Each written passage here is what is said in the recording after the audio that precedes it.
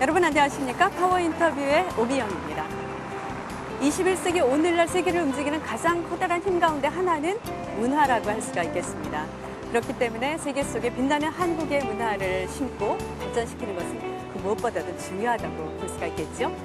문화 콘텐츠를 개발하고 보급하는 데 이르기까지 세심한 주의, 관심, 그리고 노력이 절실한 때입니다. 대한민국 문화 콘텐츠의 미래를 위해서 다양한 도전을 하고 있는 곳이 있습니다. 바로 문화체육관광부인데요. 오늘 파워 인터뷰 이 시간에는 문화체육관광부의 박영진 제1차관을 모시고 우리 한류의 어제와 오늘 그리고 다양한 정책에 이르기까지 폭넓은 얘기를 나눠보겠습니다.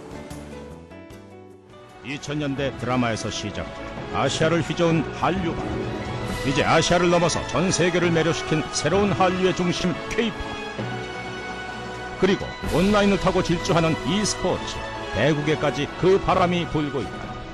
여기 세계의 문화 아이콘 한류를 위해 정책을 시행하고 만드는 곳이 있다. 문화 쪽에 소외 계층들이 좀 있습니다. 모든 국민들이 행복을 느낄 수 있는 그런 환경을 조성하겠다는 게 작년말까지 중점사항입니다. 한국 문화 콘텐츠를 위해 노력하고 있는 이분, 박영진 제1차관을 지금 만나본다. 만나 뵙게 돼서 반갑습니다, 차관님. 네, 안녕하세요. 네. 지난 연말에 부임을 하셨던가요? 네, 그렇습니다. 예, 문화행정 실무가로서 오랜 경력을 갖고 계시지만 과장이나 국장 시절을 위해서 차관 부임 이후에는 여러 가지 좀 달라진 게 있으실 것 같습니다. 어떠세요? 예, 아무래도 작년 연말에 와서 보니까 예산 처리부터 바쁘긴 했습니다만 이제 실무자로서 근무할 때 하고 또 보는 시각이 좀 달라지는 것 같습니다. 실무 라인에서 할 때는 아무래도 내 업무, 내 분야만 고민해서 하면 되는데 지금은 좀 더 크게 정부 전체로 국민 전체에 미치는 영향을 생각하면서 정책 판단도 하고 어떻게 정책이 잘 먹힐 수 있을지 하는 관점에서 일을 하게 되는 것 같습니다. 훨씬 바빠지셨으려 짐작이 되고요. 그동안에 특별히 인상적인 기억에 남는 일이 있으셨든지요? 좀 그런 얘기 있으면 들려주실까요? 제가 지금 30년째 하던 업무의 연장선상이기도 하지만 특히 작년, 올해는 역점을 두고 했던 부분들이라 그럴까요? 이제 보면 우선은 우리 지난해 관광객이 1000만 명이 돌파를 했습니다. 네네. 올해는 저희가 1100만 명을 목표로 하는데 한 번 오신 외국 관광객들이 어떻게 하면 다시 오게 할 것인가. 그러려면 이분들을 모시는 숙박이라든가 교통 안내, 또 가이드, 또 식사하는 거, 쇼핑 여러 가지를 소위 말하는 수용태세를 제대로 갖추기 위해서 고민들을 했고 많은 제도 개선을 해왔고요. 다행히도 올해 상반기까지 보니까 한 530만 명 이상이 와서 금년 목표는 무난히 될 걸로 전망은 하고 있습니다. 네네, 다행이군요. 또 한개는 이제 저희가 소위 말하는 K-팝을 중심으로 한 한류가 전 세계적으로 확산이 돼서 관심들이 많습니다. 어떻게 하면 이 한류 문화를 좀 더 지속적으로 가져갈 것인지, 또 이 덕분에 우리가 코리아 디스카운트라는 이름에서 코리아 프리미엄으로 전환 돼서 참 의미가 있는 그런 현상들이 있기 때문에 그걸 뒷받침하기 위한 그런 전략도 수립을 하고 노력도 하고 여러 가지를 해왔고, 특히 또 한 개는 문화예술 쪽에서는 그 금년부터 주 5일 수업제가 시행이 됐습니다. 네. 그래서 학교를 가지 않는 청소년들한테 어떻게 정서적으로 또 상상력과 창의력을 일깨워줄 건지 하는 관점에서 저희도 주말에 문화교실을 한다든가 스포츠 교실을 내서 그런 제도들이 정착될 수 있도록 현장을 다니면서 보고 의견도 나누고 해나가는 그런 일들이 좀 의미가 많이 있었던 것 같습니다. 예. 그런데 이제 좀 아까 언급하셨던 K-팝, 한류 이런 얘기가 이제 최근에 가장 큰 관심사 중에 하나인데요. 차관으로서 업무를 수행하시면서 보니까 냉정하게 우리나라 문화산업의 현주소를 좀 잘 보셨을 것 같습니다. 현주소는 어떤지 또 국제적인 위상은 어떤지 좀 말씀을 해주실 수 있을까요? 우리 문화산업, 문화 콘텐츠 산업이 지금 세계적으로 큰 시장의 비중은 많이를 차지를 하지 않고 있습니다. 전 세계 시장의 한 6% 정도.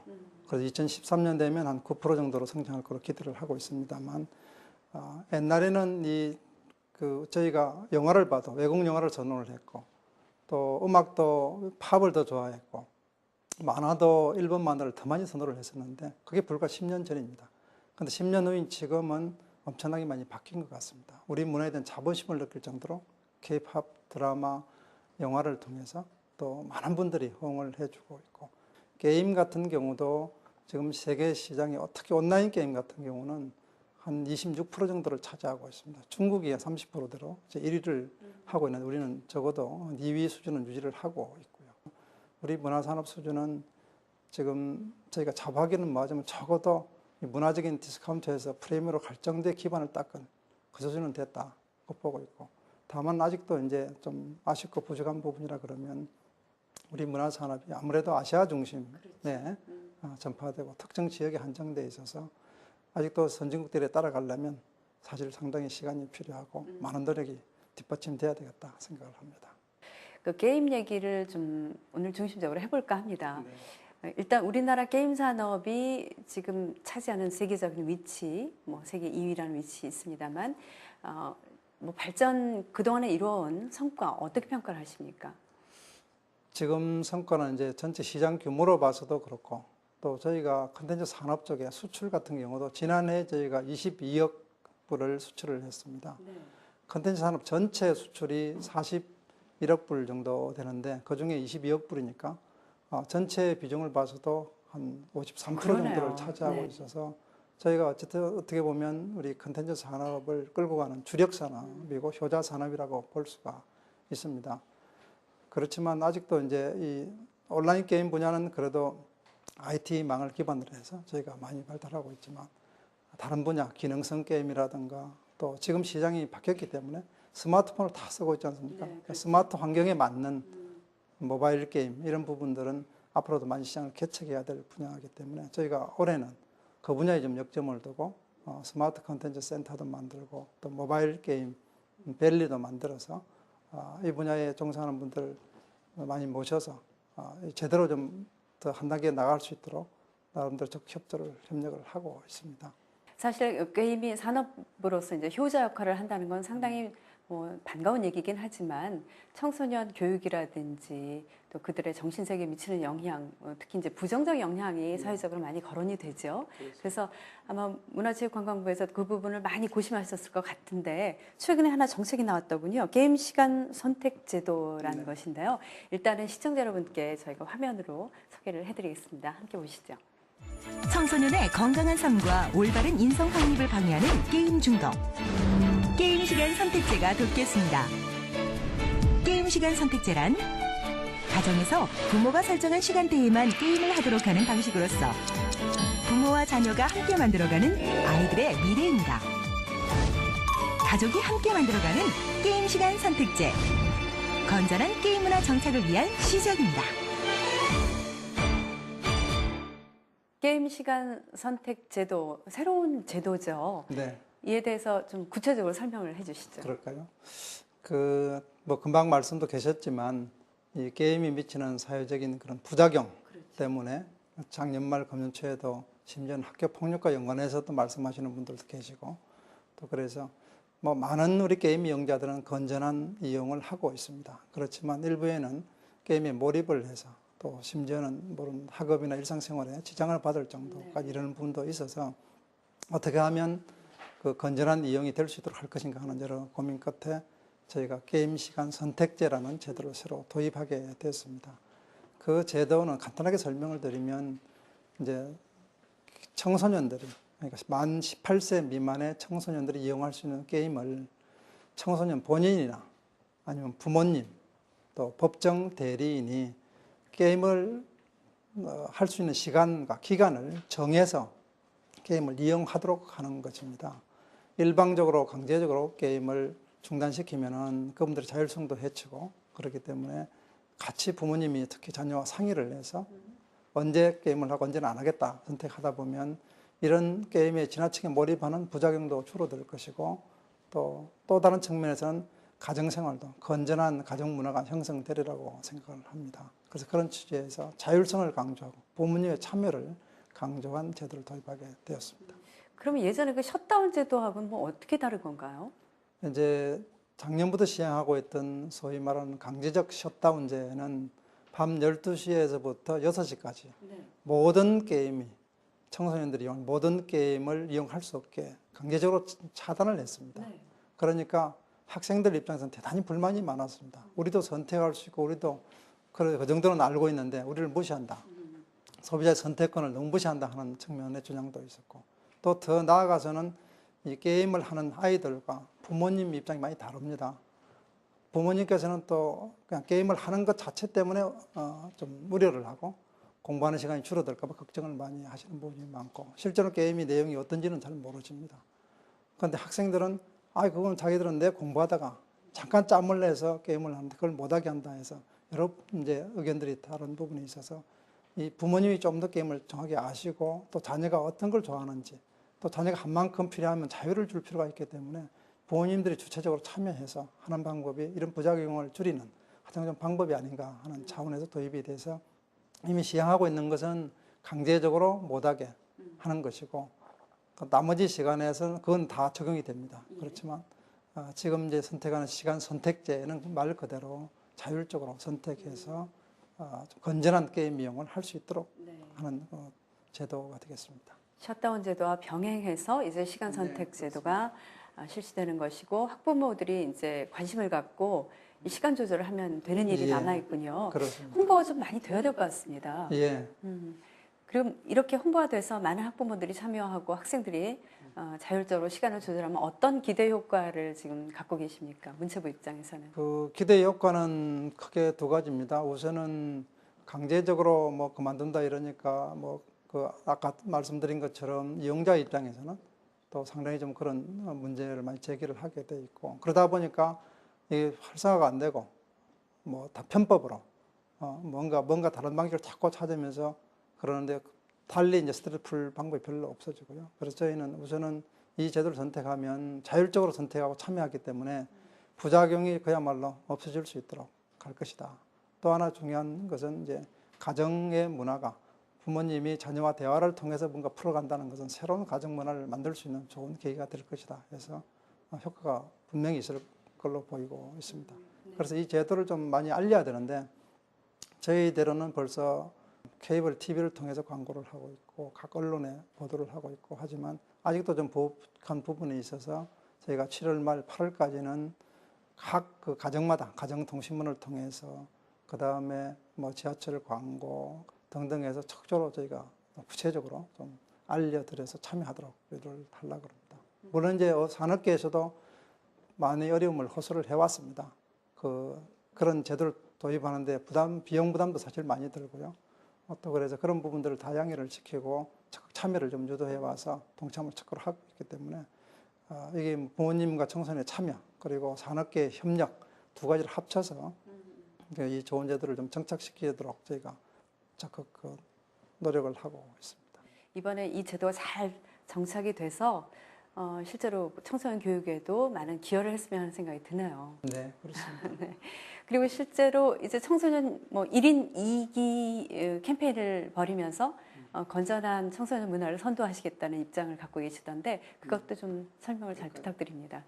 1인 2기라 그러면 이제 저희가 관장하는 부분이긴 하지만 청소년한테 많이 도움이 되는 문화예술 문화 중에 한 가지를 악기라든가 뭐 노래라든가 할 수 있도록 해서 1기를 좀 마스터하시고, 그 다음 이제 건강한 이 신체를 갖기 위한 스포츠 중에 한 종목을 선택해서 좀 마스터를 하면 정말 건강한 레저 여가 생활을 할 수가 있고, 또 특히 지금 이 게임 과몰입이나 중독으로 또 청소년들이 갈 데가 없어서 이러기 때문에 부모님과 함께 이런 1인 2기 활동을 하시다 보면 스스로 많은 도움이 될 거다. 정서적인 건 물론이고 또 새로운 여가를 통해서 우리가 삶의 질이 나아질 거라는 생각을 합니다. 또 아울러서 저희가 한 가지 더 강조하고 있는 캠페인은 1박 2일 캠페인입니다. 1박 2일은 이제 관광 분야에서 우리나라 구석구석 찾아가면 정말 볼 게 많습니다. 가족들이 같이 가서 1박 2일 하면서 거기서 이제 1인 2기의 장기도 자랑하고 즐기면서 생활을 하면 우리 내수 관광도 활성화되고 또 건강한 이런 정신 또 여가 생활 다 얻을 수 있기 때문에 하여튼 저희부터 애를 쓰면서 많은 국민들이 동참해서 할 수 있도록 저희가 캠페인을 적극해 나가고자 합니다.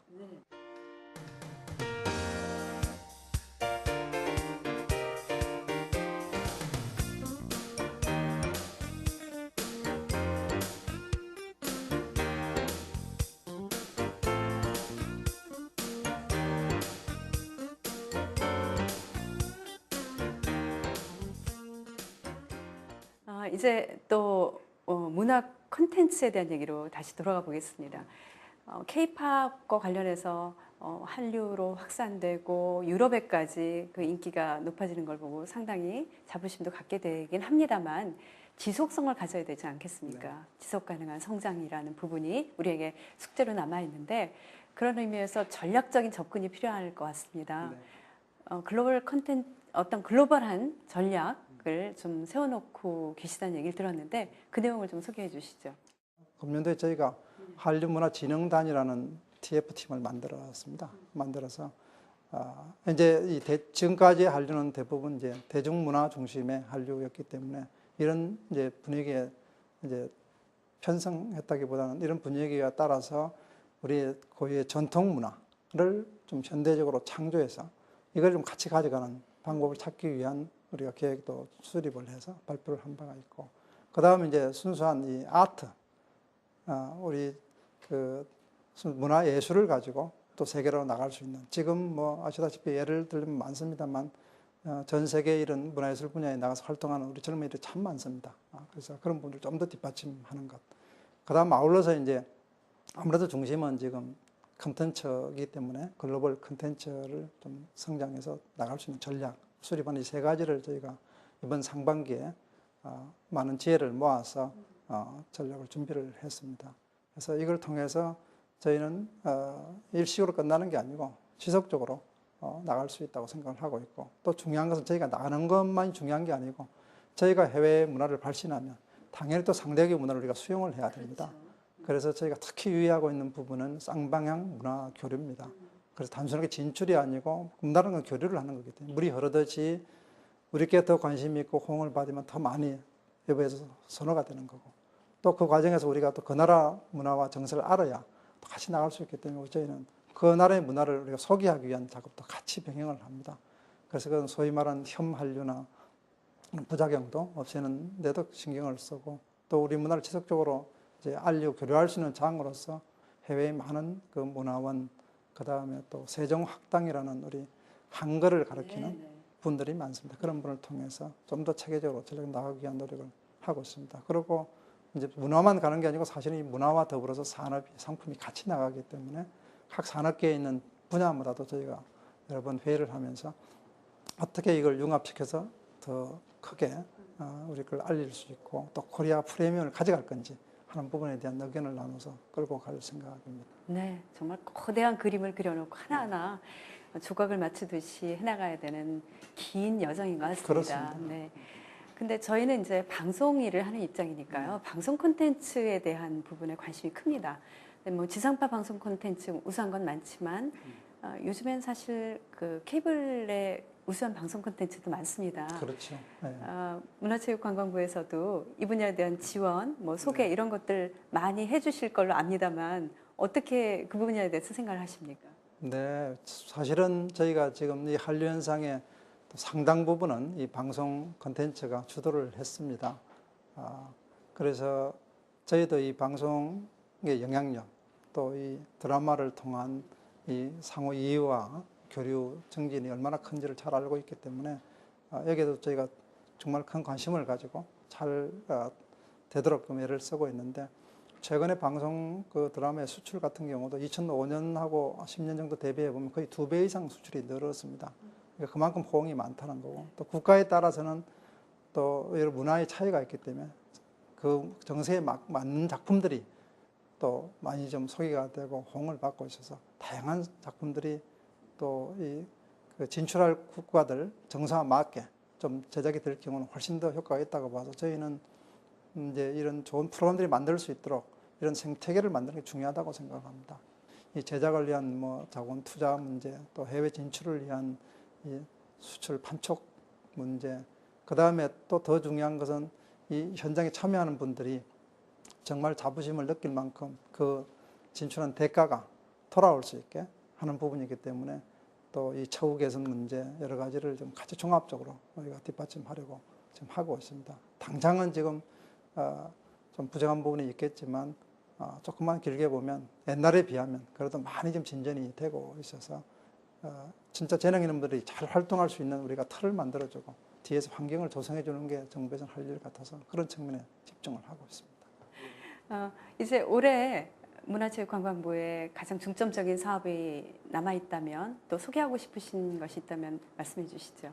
우리 문화예술 쪽에서 보면 우선 이제 아까 잠깐 소개드린 주 5일제 수업으로 인한 우리 이제 문화교실들 이런 프로그램들이 제대로 정착되게 좀 하는 부분과 더불어서 이 문화 혜택을 받지 못하는 문화 쪽의 소외계층들이 좀 있습니다. 그래서 그런 분들한테 이 문화 프로그램에 동참하고 관광 스포츠에 동참할 수 있도록 문화 관광 스포츠 바우처 제도를 운영을 하고 있습니다. 그 투입은 계속 늘어나고 있습니다. 그런 분들을 좀 더 확대해서 모든 국민들이 이 행복을 느낄 수 있는 그런 환경을 조성하겠다는 게 지금 연말까지도 중점 사항이고, 또 이 문화 콘텐츠 분야는 지금 뭐 다행히 또 여러 여건이 맞아서 아주 좋은 성과를 보이고 있습니다만 이 부분들이 계속 더 이제 뿌리를 튼튼히 해서 더 많은 성장을 할 수 있도록 뒷받침하는 것.